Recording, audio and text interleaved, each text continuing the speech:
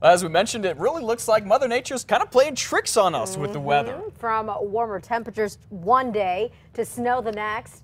This was video that was taken, not too long ago, just about 4 this morning, as the last bit of the storm continued to dump some snow off of Montgomery and Tramway. And take a look as this snowy spring storm socked a lot of New Mexico yesterday. The East Mountains and the Cibola National Forest got a few inches. It looks like it melted once it hit the streets, though, on the way to the crest, but it did make for quite a pretty picture.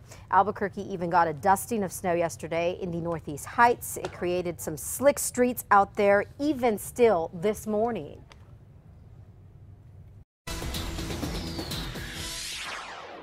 We want to give you a live look at nmroads.com. You see this map. There are some especially slick and what could be icy spots here in the state. First, if you're driving west out of Albuquerque toward Grants and Gallup on I-40, that's where we're going to find some definitely wet streets, and they could be a little bit snowpacked and possibly icy. The same is true as you go north, particularly the roads around Taos. It's going to be tricky up there. And also New Mexico 72 from just east of Raton to Folsom. It's the area in red in the upper right part of the screen. That is closed because there is so much snow on the roads out there. So please be careful as you head out the door this morning. And before you head out, remember you can always get a check of the state's road conditions. You can dial 511 anytime, anywhere. You can also check our website at KRQE.com.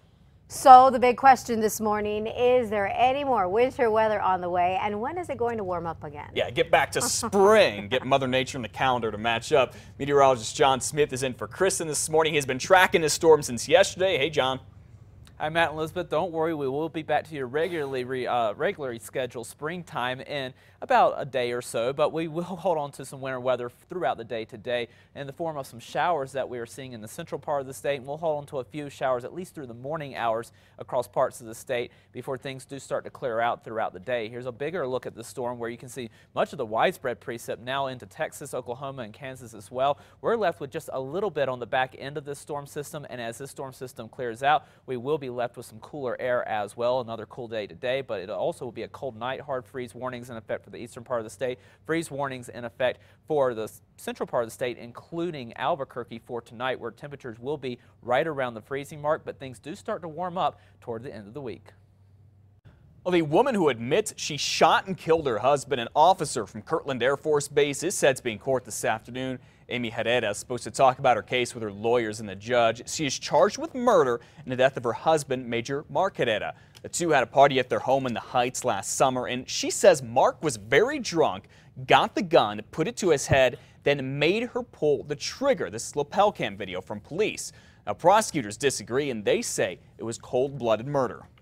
A University of New Mexico football player is suing the Albuquerque Police Department, claiming that he was humiliated after a false arrest that he says cost him playing time and money. David Vega was arrested last summer for underage drinking and concealing his identity. The lapel camera video of officers shows officers entering Vega's West Side house after cops say they saw vomit outside. They entered without a warrant, claiming it was an emergency. A judge threw out the charges, agreeing with Vega that APD had no right to go in the home without permission or without a warrant. It's our understanding that the court dismissed the case because she felt that the search was illegal under the United States Constitution. Vega was kicked off the team, but UNM head football coach Bob Davie reinstated him after the charges were dropped in February. APD has not commented on the pending lawsuit. Well, here we go again. Yeah, not good news. You and your kids are going to pay more to go to UNM next year. The Board of Regents approved the tuition hike yesterday, and it's all tied to how many classes you take. So if you're taking less than 15 credit hours per semester, your tuition's going up 13%. If you have more than 15 hours, it's going up half of that. The Regents hope this pushes students to graduate in 4 years, and the extra money, well, that'll help give faculty a 3% raise, the first time they've gotten one in 4 years. If we don't find a way to do this, we'll continue to lose our faculty, and we'll simply have no competitive faculty to be a research university. We'll become a community college. All right, staff at the university will also get a raise. It's just 1%, and the athletic department will get an extra $900,000 from student fees. Now, besides that money, UNM's football and baseball stadiums, plus Little League fields and more all around New Mexico are getting a big boost thanks to the state legislature and your money But as you can imagine, not everyone's happy about this. They're not a fan, so to speak. For example, the legislature is giving University Stadium, here where the Lobo football team plays, almost $2 million for a new video scoreboard. The baseball stadium is getting money for lights, and New Mexico State's football team is getting new turf. Now, on top of that, the Roundhouse is giving Little League parks $1.2 million to improve their fields. The governor did sign off on all of this, but at least one legislator, Senate Finance Chair John Arthur Smith here, says sports teams should be paying for this stuff themselves and not taxpayers. And going back to tuition hikes, C&M students are not escaping a tuition hike either.